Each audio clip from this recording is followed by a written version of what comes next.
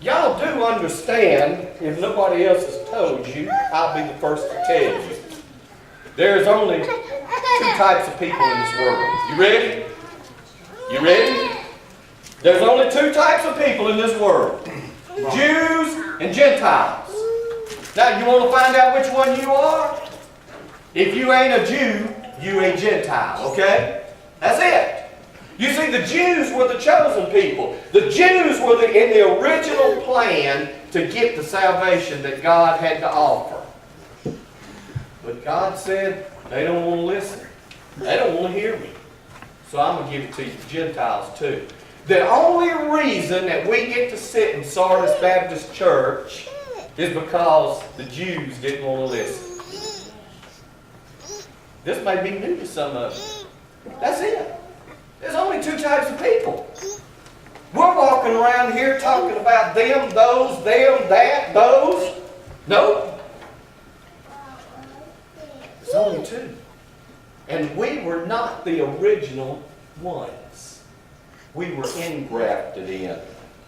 And I can show you there by Scripture. But he tells them, he said the children of the kingdom in verse 12, he's talking about the Jews, the ones that were supposed to get it, the ones that were supposed to have it. He's referring to the rejection of Israel, but the children of the kingdom shall be cast out into outer darkness. There shall be weeping and gnashing of the teeth. He's talking about the second death. You see us? You're going to die here in the body unless the Lord comes beforehand and the rapture takes place.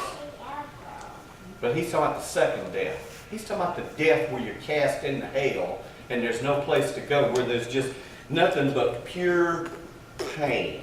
You see, Romans tells us about it in Romans 11 and 11, if you feel like turning to me.